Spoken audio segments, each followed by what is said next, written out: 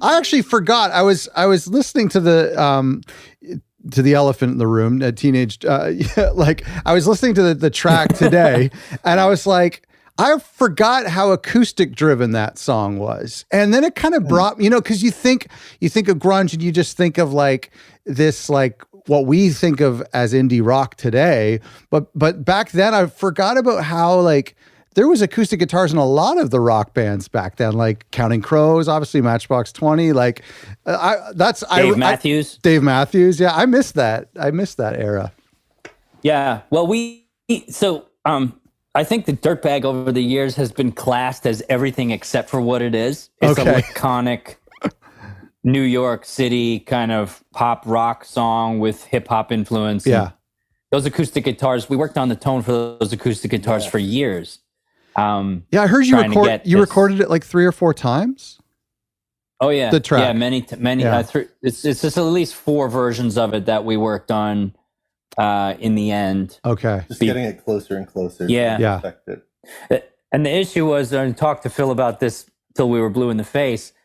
The hybrid that we were looking for, this notion that James Taylor and Paul Simon style guitar tones could exist in a song with a sort of LL Cool J like slow swing. Yeah.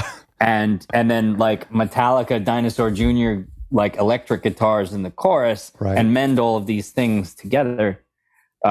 We would have been laughed out of any studio that we brought that concept to if they had an engineer or so we were building our own studio, teaching ourselves how to do that very thing. And Phil had extensive experience with a device called an MPC 2000, which is a hip hop production studio. Sure. Console. And we did the whole thing on it. Yeah, we built the whole record on a really like a hip hop sampling. Wow. Sample. And when you started it like on a Tascam, right? Your demos was like a 4-track? Yeah, my 4-track demos, I still have that Tascam. Oh wow. I have a little 4-track as well, and the rewind doesn't work, so you have to manually rewind it with your finger just to get it back. Yeah, my stop doesn't work, so you have to press pause. Oh, okay. Everyone has its own little quirk. Just lift it. Oh, okay. Actually, they're funny. Like they're quite like a nice little investment, because I bought one for $20 maybe about 10 years ago, and I think now they're maybe $300 or $400. Yeah, yours is probably worth more than mine. Well, no, it was just the regular old Tascam 424, the gray sort of gunship gray. Okay. Yeah, mine is blue. It wasn't a special one. Okay. Yeah. Okay. Okay. Yours is like the Mark III. Or yeah, whatever. that's right. I think it's 414 maybe. Right. Anyway, there you go. Yeah. Okay. No, that's interesting. When you were demoing the track, did you think? I mean, this is a stupid question, but did you think this is a hit? There's something special about this? Like, why did it take so long for you to realize the vision of that tune? I thought it was. Yeah. I mean, that, part of my involvement in it was to try to get it to that point. Meaning, I thought it was initially, just as he played it for me for the first time on an acoustic guitar. Yeah. And then the question was, all right, how can we craft this to be something that has an accessible production? Right. Yeah. We were kind of, I remember being obsessed with it not sounding like anything else. Mm-hmm. Yeah. We were listening to a lot of soul coughing at the time. We kept referencing some Tom Petty records. Mm. We were looking for something that was of the moment and beyond the moment and referential toward other moments and sort of like breaking all the rules at the same time in terms of like, well, what's acceptable? What is a practice in a studio? How do you record things? Can we make a wall of metal guitars with an acoustic? Can that be done? Yeah. Those were unanswered questions, and we were novices, or Phil was significantly. Phil was further down the path than I was in recording engineering and technique. And I guess my concept was something that met Phil's capabilities. And that's cool. Yeah, and he was like very aware of the fact that it was probably going to be a great song, but it could also be lost in the recording just as easily. So we were super paranoid and careful about how to craft the actual record. Yeah, that's a really good point. And that has happened. And probably it's happened more on songs most of us have never heard. I want to talk about this sound though, because like looking back and as I was immersed in it again this morning, it really does sum up the 90s musically for me anyhow, and lyrically too. And it's kind of interesting. And I don't know if you've thought about this, but I can hear how this sound just became this kind of hodgepodge sound that you were aiming for. It just almost became the sound of indie rock today, which I don't think we really had a sound of indie rock then. But to me, I feel there's probably a lot of bands who are influenced by that track. Yeah, there were bands that were doing interesting things in that regard. I think of like Soul Coughing again, G-Love and Special Sauce. Yeah, sure. The Sublime. There's one mix of the Sublime song. Is What I Got, that was that had this sort of touched upon the hybrid a little bit. I think a little bit of the Beck stuff too. Yeah. Oh, for sure. Beck's records. But nobody had really gone into like something that was truly folk acoustic and also simultaneously truly shred metal. Yeah. It was, and those were my two big feelings about getting the record right, was that we had to figure out how to merge those two things, where they weren't a compromise of each other, but they were actually emanating from the same source, which was my acoustic guitar at the time. And that was, yeah. Was that a problem for radio and for labels at the time to have that? It wasn't a problem if they only heard it, but when they saw me with an acoustic guitar, we started to get a lot of static. Conceptually, at least, I think it's difficult for people to get over the guy standing there with an acoustic guitar pumping full-on stereo Metallica sound. Yeah. They just couldn't put that one together. The visual, and I've always been sort of obsessed with the visual that is at odds with its tone. Yeah, going against the convention of the expectation. Right. Yeah. And the posturing. No, that's interesting. Yeah. I think honestly, I think a lot of the sort of misogynistic or sort of patriarchal sensitivities were triggered by this meek, acousticy dork pumping the most fucking shred metal badass shit like in your face. It was like irritating. Right. It was like making certain people mad. You weren't fitting the box. That was something I wanted. Yeah. No, I was really being a troll with that, like, like on purposefully. Yeah. But okay, let's because talk. I like both of those. I like both those genres. I like metal just as much as I like folk. Sure, that's fair. I just felt like they're the two tribes were this designed to be destroyed. So that was a problem back then, because today that's almost cliche. Artists love to mix genres, but that was a problem back then for people. Huge problem. Yeah. I mean, they wanted Phil out of the band. Yeah, popular. Yeah, Phil. They wanted the fourth member. They wanted the guy who I made the record with, who was the only other production partner in the project. They wanted Phil out of the band because it didn't fit a three-piece sort of SoCal pop punk.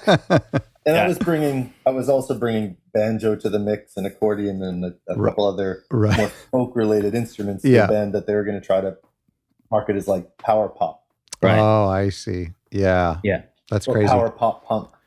So let's go back to the 90s. And when you were first shopping for a record label, when I read your story and I hear other bands' stories from that time, it seems like, and I'm probably wrong, but it seems like if you had a band making interesting music, you could at least get a meeting with a major label. Maybe it wasn't that easy, but tell me what the music industry was like back then. Well, we proceeded as an indie band self-releasing from the start. We were giving away a demo at the shows we were openly not seeking a record deal. Mm-hmm. And putting it out on the internet in the real early days. Yeah. Wow. Of putting down downloads. Yeah, Dirtbag and Wannabe Gangster both were up on BMI.com in 1998. 8 or 9? Yeah, 8. Wow. I don't know. I can't remember. I think it might have been 99. That's very cool. Early 99. Yeah. We I worked for a VPN company in Times Square from 96, 97, 98, and I was in 99, and I was kind of aware of the fact that music was software because of the workplace environment where I worked. Right. The guys were really, they were telling me, like, you're a musician, right? You got to get your digital rights. And I was like, my what? I was in the right place at the right time to learn a little bit about what we were actually beginning to do. Right. And so had Wheatus.com and Wheatus.org and Wheatus.net locked down before, oh my gosh, before the end of the 90s. Yeah. That's awesome. You should have grabbed a few others. Applecomputer.com. Yeah. But yeah, I mean, we were not pursuing a deal. We weren't pursuing a deal. They came to us. Mm-hmm. Yeah. And when we found out that they were willing to let us continue self-producing, or actually we found that out the hard way when they were like, we're going to put your demos out. We were like, no, give us 50 grand and we'll touch them up and re-record them and finish them properly. And that's the record, Okay. Yeah, we weren't pursuing a deal. We weren't shopping around. We were just playing shows where there was a line around the block and seeing what happened. And so then somebody, you had a lawyer at the time, somebody was representing you? We did have somebody who was both management and then, or rather attorney. Well, I don't know if which came first, really. I have to look through the court documents to tell you the answer to that one. But there was a manager around. But what happened was that a group of friends of ours, this guy Chuck and this guy Adam and this guy Arash, they were just friends hanging around the shows, and they knew a guy named Steve who worked at Columbia Records. And Steve's boss was Kevin Patrick. And Kevin Patrick was the A&R guy at Columbia who came to one of our shows, grabbed the CD off the free CD table at the Mercury Lounge and brought it into the morning meeting at Columbia. And Donnie Einer said, sign this. Oh my gosh. And he said, they're self-produced. They don't want a producer. He said, I don't care. Get this now. So that's how that's incredible. Happened. That's like a movie. Kind of. Yeah. So take me back then, because like I'm picturing you working at a tech company and you're scared to death of Y2K like everybody else was. Take me back to the Napster like happening at this time, like maybe around the time you released the record, and you've talked a little bit about how you were really open to it. What was the temperature of things like then in the music industry as Napster was happening? They didn't even know what it was. It didn't feel like a threat until the industry started to worry that they were going to be taking a big financial hit off of this whole digitized thing. Oh, I see. But initially it was kind of exciting. Okay. Do you remember the meeting that we had where we came, our first week of sales? I think it was it August of 2000? Mm-hmm. We sat down for a meeting after our first week, and they were like really disappointed that we hadn't broken the psychological barrier of 20,000 records. And I was like, well, how many did we sell? It was like 19,780. It was like really close. Yeah. And I was like, well, do we? And I remember I brought this up. I said, do we have any sharing numbers? Do we have any Napster numbers? Is there any way to look at that? How many people are trading the song online? And they were like, what's that? Oh, man. That's crazy. Yeah. So it was kind of like, and as unprepared as we were for the road, perhaps in our first tour, they were way more unprepared for the digital file sharing environment. So we found that out the hard way that day. And it wasn't too long before we began to discuss actually being off of a label, having been on a major. Really? And then within that year, we recouped our first record. Yeah. Wow. Went into the black, and they were not wanting us to release the second one. They refused to release our second album, which we worked on together in Australia. Mm-hmm. What was happening with that? Did you? Before you get onto that part of the story, the immense pressure that you must have on a sophomore. Did you feel that after having this? No, you didn't. No, I was excited. I was like, finally, we get to make a record without there being popsicle sticks and glue holding it together. Right. There still were in the end. There still were, and we had done a lot of work on album 2 over the course of, like, some of the songs for album 2 we worked on during album 1. Yeah. Oh, okay. So we had some structure for album 2 together. We had some structure, and that was when they really began to make it uncomfortable to be the band that we were, which was this partnership that you see here, right on the production tip. Yeah, I just remembered I had actually went back to the MPC doing stuff with loops again, with I guess it was Lemonade and Whole Amoeba, Randall. Yeah, all those Freak On was built on that originally. Yeah, a good half, maybe even more than half of album 3 or album 2 was crafted in the original manner that we made album 1. And I would have by and by it was made. I would have assumed that having a hit single would have given you some sort of authority and would have earned you some sort of trust that you wouldn't have a problem with on your sophomore record. I don't think it was about trust. I think they didn't have a vision for us having a follow-up. And I think that was part of the climate back then. I think that bands got one song, and even if it did well, it was tricky. Yeah, there was no definitely. I never felt that we were ever really welcome at the label. I don't know if you had a slightly different experience, maybe. But no, I felt like they hated us. Yeah, I was always like, oh, we don't belong here. They know it. So I think there was a bit of imposter syndrome, and possibly it was, for good reason. Yeah, yeah. Do you think things would have worked out at maybe an indie label? Like, I mean, I'm not sure, there would have been less indie labels back at the time, but maybe. I would say that you couldn't know this at the time, but we were right exactly on the horizon of being able to self-distribute. It was within 5 years of our first endeavors together that you could really make your own money. Yeah, self-distributing, right, and having your own label, and there were prototypes for that. Ani DeFranco had done just that. She was a hero of ours. Yeah. There were other acts. Fugazi had done something similar where they were entirely independent. And I felt like, well, we have this opportunity to use to have access to the major label machine, and they're giving us an indie approach, or even an independent, or a totally independent approach to production. So it felt stupid not to take that. Yeah, I still agree. I don't regret it because of how we got to make the record.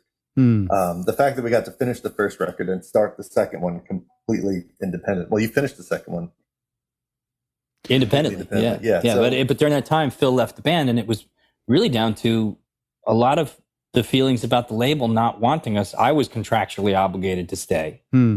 But Phil was a free agent, and I think he made the right move. It was because it just didn't feel right anymore. It felt like they were trying that they were skeptical of this relationship, and they didn't understand that that's how Teenage Dirtbag happened. And that put stress on us personally. Not that we were like fighting or anything, but it was just like there was stress there, And it was kind of like, man, my dad doesn't want you to come around anymore. It was like that kind of fucking. It sucked, man. How old were you guys? Bullshit. How old were you guys at this time? 25, 27. You were 27. Yeah, I was 27, 27, 28. Yeah. Okay, interesting. Yeah, that's got to be really tough. So, how did you get free from the major? Well, we delivered the second record, and I was really excited about it. I thought it was way better than the first. And the song Lemonade was my choice to go into the office with and say, this should be the first one that we roll out with. Mm-hmm. And they hated it. And it was like this heavy, like shredding kind of talking head song that was all about insecurity and relationships and they hated it. They thought it was garbage. They didn't want to listen to it after the first time. And then we went through this sort of bumpy time of trying to propose other singles to them.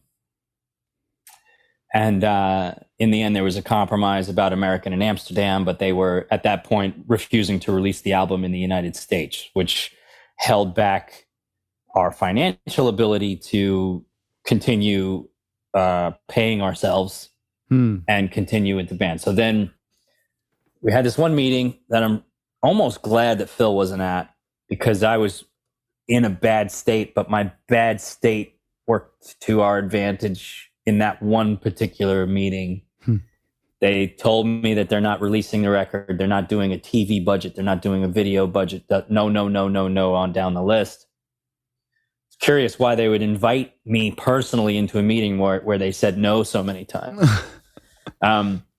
Felt kind of sadistic, but then they said, well, what do you think? And I, over the years, have begun to think that they wanted me to say, well, I'll go in to make another record and I'll get you another Teenage Dirtbag and I'll keep trying until you're happy. You know? And I was scared and green. And I said, I think if you're not putting my records out anymore, I should probably get a day job. And they thought I was being a smartass. And the president of Columbia Records blew his stack at me in front of my manager and in front of my attorney at that meeting. And he said, well, if you feel that way, you can have your goddamn record back and you can get the hell out of here. Oh my gosh. And we held them to that. That was them giving us our masters back.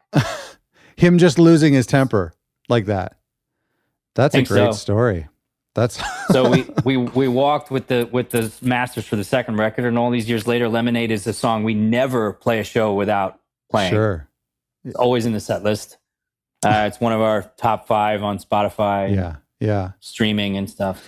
So it never even had a video until it was 8 years old. So it kind of did its own work in that regard. Right. And it's so cliche looking back. You know, it's like the poor decisions that people made in the 60s with smoking in hospitals and stuff. We look back to the labels, you know, like with sugar and toothpaste. Yeah. But like, you know, this same thing happened to Wilco around the exact same time. And it's like, there's so many stories of labels just not getting it and making these horrible mistakes, and bands go on to be better without having stuck around. So that's a kind of a good end to the story. Yeah, I guess. I mean, moving forward, advice for people who are endeavoring to make music: just learn how to do everything yourself. And it's better that you know how to. It's better that you make your own mistakes trying to do something you don't know how to do than to hand it over to a multi-million-dollar international media conglomerate for them to make worse mistakes that you can't walk away from. Yeah, that's true. That's a good point. And then you owe them back all that and then you get the privilege of paying for that. Those mistakes. Yeah. Have you read the book? So You Want to Be a Rock Star, from the drummer of Semisonic? Have you heard of this book? Oh, that is way too close to home for me to read. Yeah, I bet. I bet, because you guys probably were coming up at the exact same time, had pretty much the same trajectory with a single. But gosh, yeah, he's talking about like I got to get a copy of this because I read it years ago. It's a hilarious book, but like, you know, sitting in a photo shoot and there's like a big spread of gorgeous food for everybody, and all of these people, the managers and the photographers, are eating this food, and you're realizing I'm paying for that. That's my food. Yeah. That's Congratulations, so rock dark. Star. Yeah, that's right. Get out your checkbook. So what was the plan? Were you scared when you were relieved from this contract or released? No. Or were you relieved? And how did you plan to say? No, it's the most... Yeah, there were other things that were scary.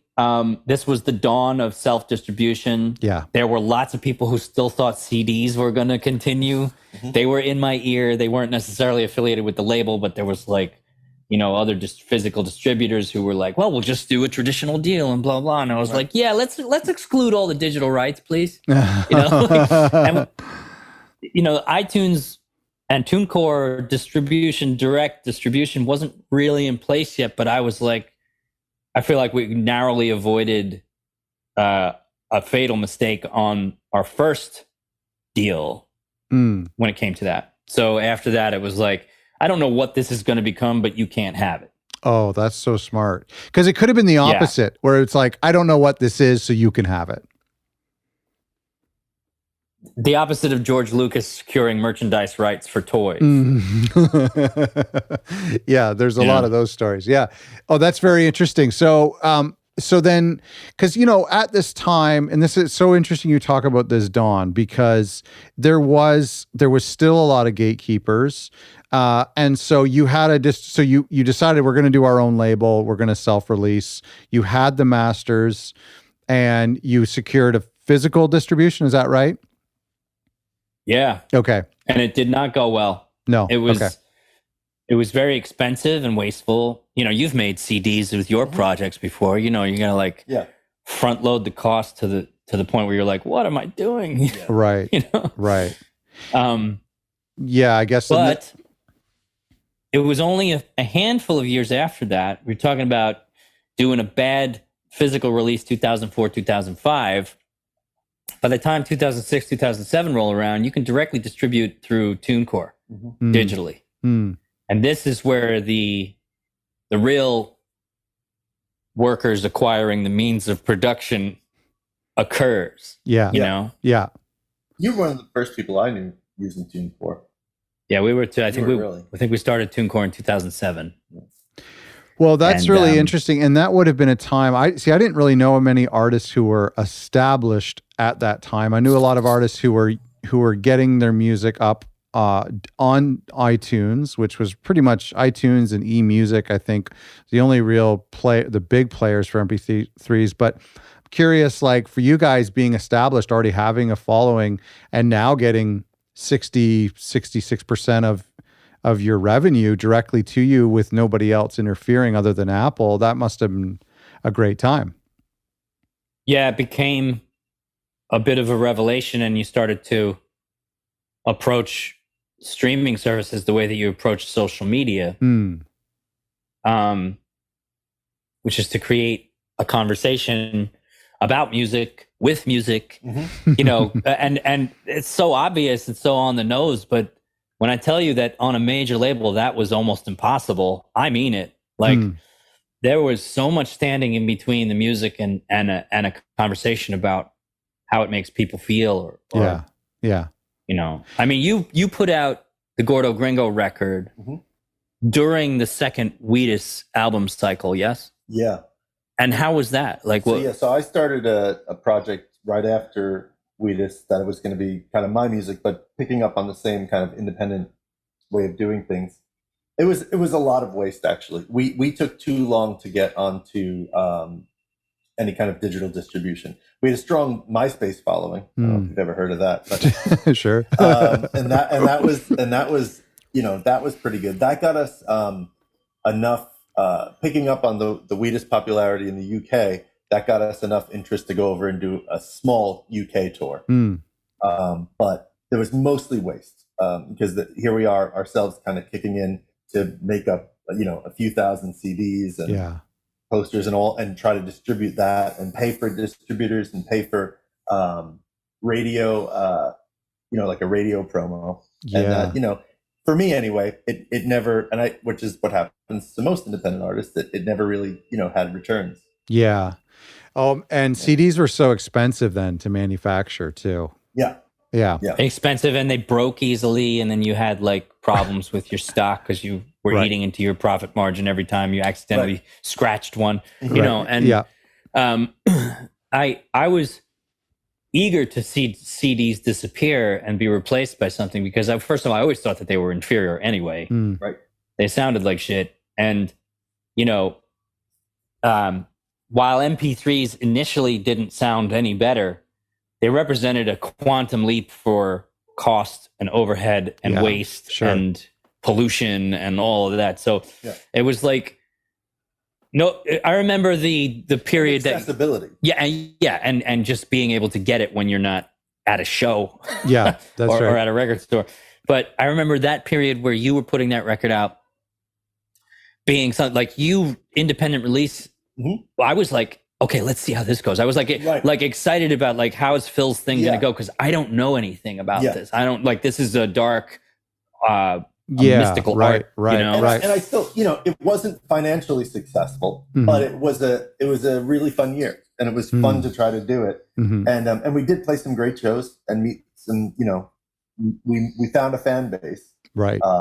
And people know about that record, and I still play that record. Yeah. I mean, it's like, it's indelible now in some way out there. I feel like we targeted a scene. We were like, we were in the Lower East Side, New York City scene. That's where we played every weekend, just about. We did some shows together back then too.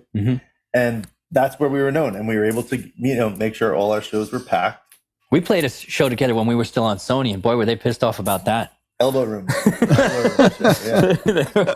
They were like, "You're still friends with the Oh my god! And I got you to sing on the single. I sang on one of his singles, and they made such a fuss out of it. Oh man! Yeah. So looking back, it was so, like you said, wasteful, not inefficient. A positive endeavor in the regard that like you're getting out there, finding out what that's all about, finding out what it's like to put a record out. Finding out how difficult it is, finding out what the upside of it is. And then no sooner did that little phase, or for us, it was Suck Phony and Too Soon Monsoon. And for you, it was the Gordo Gringo record. Then it was digital.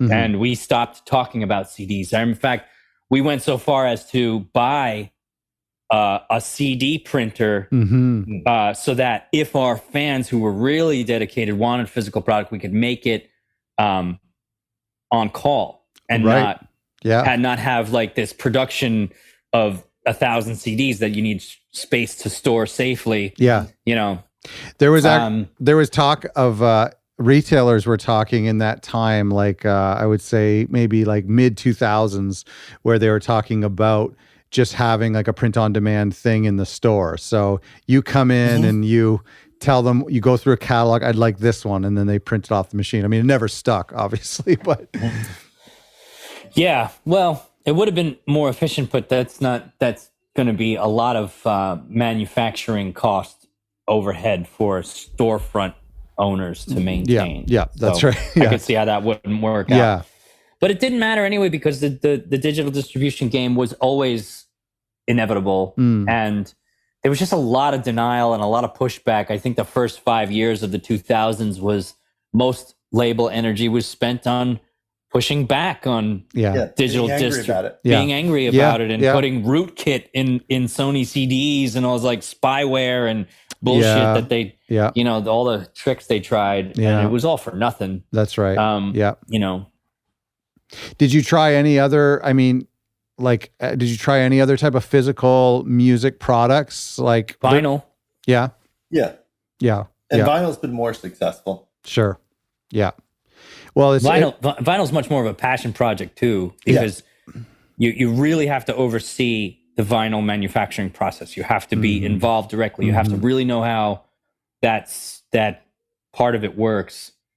What the difference is between a lacquer and a master and a mother and all this stuff. You really need to get your shit right when it comes to stampers and keeping your stampers safe. But that's, that you've made a really sophisticated, refined version of your music. Yeah. It's much easier to archive and what's the word I'm looking for? Well, it's funny that you talk about that, because a lot of us will compare it to CDs, like as if it were an Apple to a little bit more of an expensiver Apple. But to me, it's completely different. A CD was just a way to hear the music in the same way that an MP3 is. But vinyl is different. Vinyl, as you're describing from the artist's perspective, but from the fan perspective, it's a very, very meaningful physical connection to the artist. It feels like some sort of like conduit that we have. Like it's bigger psychologically than a CD ever was, at least for me. And I bought a lot of CDs. Yeah. It's the difference between a drawing on a piece of paper and a person walking into your room. Yeah. It's very, very different. Yeah, There's no comparison. Yeah. And if it's done properly, it is the best way to listen to music still. And I'm excited about seeing vinyl sales tick up, because that means that we can take our time to make better records that people will want moving into the future. Like, I think our 180 gram 1-inch tape vinyl cut from DSD of our second record is the best thing we've ever done. It's like, it blows everything away. It blows the first album away. It's like, and people come up to me at shows with the record, and they're like, this is the third copy. I'm keeping this one in plastic. Right. Because I played the other two and they sound really good, and I'm holding on to this one. Like, because that's awesome. That's how you have to do it. Like, that's how vinyl works. Yeah. And no CD or MP3 could ever demand that sort of like attention from fans or buyers, you know. It's interesting. I've been keeping an eye on reissues that are coming out of the 90s and the early 2000s, and it must be kind of hard for bands like you to go back if you want to reissue stuff because of, was it recorded on ADAT, you know, who's got the files? We talk about this all the time. Okay. That there are vinyl cuts that are being reissued now that are just, oh, they cut this off the CD 100%. or the DAT, or maybe the DAT. 100%. They don't have the tape anymore. Yeah. And it's like, I mean, I don't know if you, Mobile Fidelity Sound Lab just got busted cutting discs off of DSD, which is my favorite personally. My personal belief is that DSD is the only future-proof format that exists. Okay. And if you're dumping original Bob Dylan or Led Zeppelin tapes onto DSD, that tape is never going to sound the same twice unless you listen to that one capture on the DSD file. Which is infinitely more resolute than analog. And but at any rate, they got busted using DSD files to cut AAA records. Now, I think that our standards should be updated to include DSD in that regard, because it is a freeze frame of the analog, perfectly preserved. But that's another techie conversation. Yeah. But you're right. I mean, yeah. Same with the artwork too. I mean, how they're scanning the CDs even, I'm sure. Like, it's got to be a nightmare to go back. And who has the rights to it, the license? Like, all these companies have split apart too, or amalgamated. And you don't know who has the tapes. Yeah. You know, sometimes the engineer went home with the tapes and he's not telling anybody that he's got them. Yeah. You know, the original reel-to-reel of the Police, you know, who has it? Does Sting have it? Or does some guy from, you know, EMI have it, or, that's right, or Parlophone have it, or you know what I mean? Like IRS Records, like, who has this stuff? The original source material is like paramount importance when you're talking about cutting something that sounds great. Well, and you can kind of tell when a band is advertising something and endorsing it themselves, and the package is really great. You kind of, you know, you think that they have the source material, versus when a major label is just issuing something, it's on black vinyl, it's really cheap, it's going just to Urban Outfitters. That's probably where the CD to vinyl thing is happening. So to tie the room together a little bit, literally, we're in Phil's studio right now that he maintains, much the same way that I maintain a studio, where my masters, my library, is within arm's reach. Right. And, you know, if we make a record, if we make a cut on vinyl, we don't do it unless we can do it from our source material. I wouldn't even bother with doing it another way, because it's a cheat on your fans, you know. Right. Yeah. And this is kind of the more complicated part of running your own label. Label can be synonymous with archive or that's right, library. Yes. Or, you know, I think about that a lot. Yeah. So you got to be prepared to keep your stuff and keep it in good condition, or else. Speaking of having, even if it is, Speaking of having your own studio and comparing it to how arduous and how much red tape you experienced at major labels, what I love about self-releasing as an independent artist, or as your own label or on a smaller label, is how prolific you can be, versus what you're talking about back then. It must have been a nightmare to say, hey, we want to do, you know, an album of demos or an acoustic album. But now you can record something today and get it out to everyone today. Do you like that? Yeah. Do you that's appreciate what we're doing that? today, actually. Oh, good. Much prefer that. Yeah. Yeah. Yeah, it's really liberating. Yeah. Yeah. I mean, you have a very early work schedule. You come here and work at 4:00 in the morning on your own stuff, right? So to have time to work on my own stuff, I get up at 4 a.m. Good It's for sort of you. like the new midnight. Good for And you. then I have like 4 hours to myself every morning. Yeah. Doing record. I do anything to have the freedom to like work on stuff. Oh, that's this summer awesome. I recorded an album on a boat. Oh, cool. Just built a studio on a boat and lived on that for 10 days. That's awesome. And, just finishing those mixes here. That's amazing. Yeah. I would have been there with you for some of that if I wasn't training drummers. I remember. I wanted to have you out there. You got to hear it. I got to play the record. Yeah. I'm dying for that. I'll take a cut. I'll take a cut without sight unheard. So let me ask you about. Well, let's wrap this up when it comes to record labels. Going back to those Columbia days, what would you have wanted to have from your label? What makes a great record label today? I mean, this is partly advice for our listeners who are running small and mid-sized indie record labels. If you're an artist who is not comfortable doing stuff on your own and you sign to a label, what do you look for in a label, or what do you wish you had from Columbia at the time?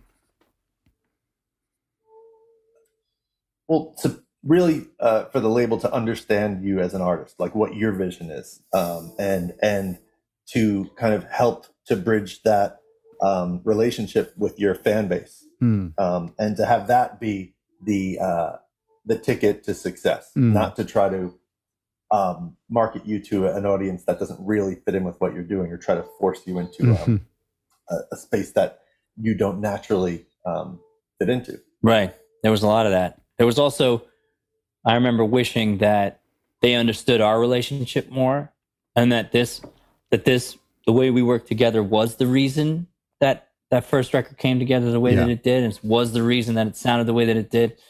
And that I think if they understood that, they would have had it as a corporate priority to protect and nurture the partnership and not try and split it apart as hard as they did, because they went out of their way to split us up, and clearly it didn't fucking work. But like, I mean, in the immediate short run, it did. I mean, they stopped us from making the second record together and the third, and I think there's an alternate universe maybe where, as tough as things were with Kevin, sometimes I think that he was sad that he couldn't protect it, right, and was being forced to himself to ask us to do things that we didn't want to do, and that were just, he was kind of like, oh, just they want to do this, will you just say yes to them and get them off my back, kind of thing. And it was like, I understand he's not a unilateral decider at the label. He has to deal with his colleagues. So it was like a failure of the entire structure of the label to understand the asset, if there was one, and to maybe damage it instead of protecting it. I guess advice would be for it to feel right. Like you have to, like, if you feel uncomfortable around the people on this indie label or whatever label you're getting on, then it's not going to work. And I'd say for label owners, you also have to have a good rapport with the artists. Like, they have to feel right. It's not just about you loving their single, but you have to kind of get their whole vibe, and they have to be people you want to be around and be working with. That's great advice. And it just seems so obvious now that, the people and the arrangement and the relationship and the equipment that created Teenage Dirtbag, that's what they signed. And we talk about this. A lot of our label owners talk about the idea of, you fell in love with this artist, you discovered them on Bandcamp or you heard them at a show, you fell in love with the artist for what they are, and to never try to change that. And so, I mean, that's just solid advice. It seems so crazy to think that was missed out in the early 2000s. I mean, a good label will nurture and help that thing that they fell in love with evolve. Yeah, right. That's a process. That's part of their responsibility as a business partnership. Make it grow, make it evolve, nurture it. But in our case, it was direct destruction that we were facing, which was peculiar to us considering how we made the record. And we had to come to terms as friends with the fact that our big multinational media conglomerate business partner entertainment company was not the least bit interested in how we did things. How the sausage got made was not important to them. They were quite content to destroy that process thinking that something else could replace it, that they didn't. It's 24 sign. years now. I think it was about 24 years ago that he and I started working on the Teenage Dirtbag record, and we're working together again. Yeah. And it's cool. Well, that is. I'm also working with an indie label now, Totally Real Records, and remember Brian Sendrowitz? Yeah. So I'm in Beat Radio, and I just produced. Oh my gosh! Of course, yeah. Oh, so hold on one second. Yeah, I told you he should be. Oh gosh, yeah. That's hilarious. The cassette. Wait, can I get a cassette? Hold on. You just had a record come out like 2 weeks ago. Yeah, it just came out 2 weeks ago, right? Yeah. Yes, I know that. Yes. On cassette. Yeah. Oh my gosh, that's Totally crazy. Oh yes, I know. I mean, we've had Totally Real on here before. Yeah. Yeah. So, and he's great. Brian. Brian is great to work with. Oh my gosh, what a great guy. So we just had a release so party crazy on Friday. And he's there, and he's like, has his little suitcase set up, selling the cassettes and the vinyl right out of it. Yeah. And he's part of the band. And he, in fact, even jumps up on stage with us because it was like, yes, that's a good relationship. Yes, to be like an unseen member of the band or a non-performing member. Right. Yeah, that's a great point. Yeah, it's like a gang. You're a gang when you're with your team, your band, and your label. It should be like that. Oh my gosh, that is so crazy. What a small world. You must have been disappointed. Were you disappointed back in the 90s and early 2000s when the label let you down? Did you have high hopes that these were going to be nice guys, or was I was personally always skeptical. Of them just because I was already in and out of enough situations to be skeptical of you're record mid to late 20s. Okay, a little bit. Yeah. I wasn't prepared for them to overtly attempt to split the partnership that made the record that made money. That was weird. That was unexpected. I felt like that was a strangely targeted attack. I'm still to this day not quite sure where the inception of that idea came from, whether it came from management or the label itself. Somebody somewhere said, we got to split them up and make them a 3-piece. Yeah. And failed to have a conversation about, but they made Teenage Dirtbag together. Young couple goes into a bank and says, we'd like to get a mortgage. And they're like, how about instead of divorce? Yeah. or Lennon and McCartney come in with A Day in a Life and they're like, hey, George, we just... we see two separate things. We did this thing. What do you think? And he's like, why don't you two never work together again? like it was like that. And it was just like, what? Weird, eh? That's so weird. Yeah, so we lived that, but survived it. Yeah, well, that is a great part of the story is that here we are talking 20 odd years later, and who even knows where those other guys are. So let me just ask you real quickly what's happening in 2023 as our listeners are tuning in. What's happening with you guys? So we're talking about going back to the UK. In fact, I would like to do it together. There's a version of our live show that I would love to be able to put together where the new Wheatus opens up for the old Wheatus. Oh, right. Okay. For what would have been the 20th anniversary, but was postponed due to COVID. We could maybe do it in 2023. Yeah. Or if we have to wait till 2025 and make it the 25th anniversary, we will. But cool. we're releasing a 20-song version of our first album that Phil mixed. So we're back together on a technical partnership on the reissue. The new Teenage Dirtbag, which is on Spotify and all streaming services right now. Teenage Dirtbag 2020 was mixed by Phil. That's great.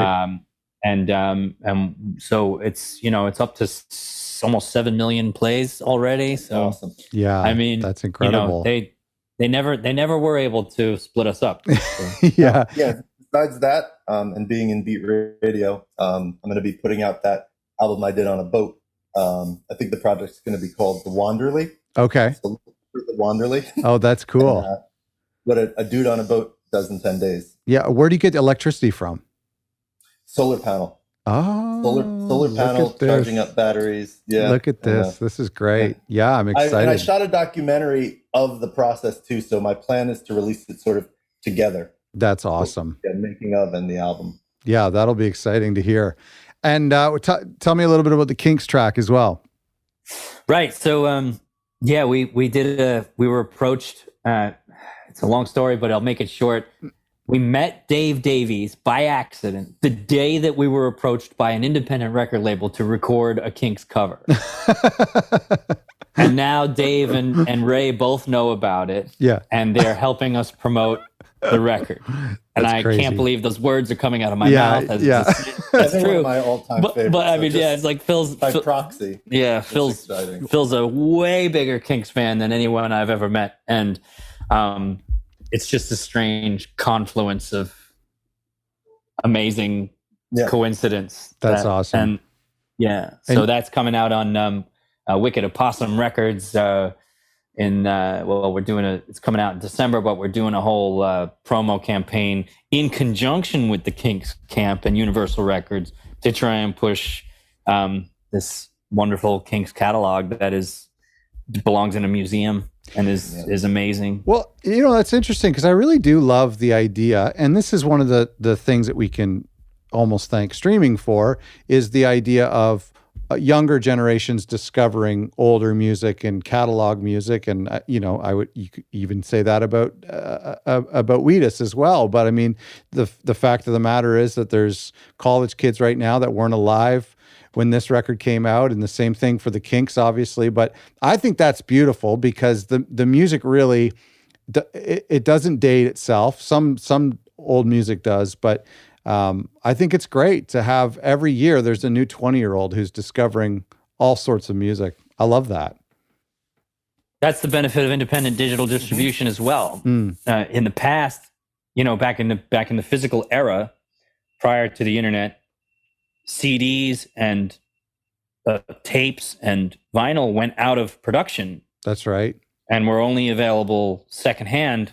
Mm-hmm. Good point. And now it's this permanently renewable resource that's posted on the internet. You can always find it, so that it's future proofing the existence of art. In a way. Yeah, no, that's actually a really good point. I hadn't even thought of that, because I mean, if a record sold poorly, there's no way a label would even do 100 copies just for the one or two people a year who want to discover it. Yeah, right. Oh, that's and a great oddly, point. we're a case study in that our second record was not physically released. Due to spite or whatever they were feeling at the label, but it isn't it's still on the internet now. Yeah, and that's right. It's got millions of plays, and that couldn't be prevented by them telling their production line to stop making this one or whatever. Yeah. Oh my goodness. Well, thank you so much for taking the time to chat with me, and our listeners are going to get so much out of this. So I really appreciate chatting with you guys. It's an honor. Oh, same, man. Thank you so much for paying attention. We appreciate it.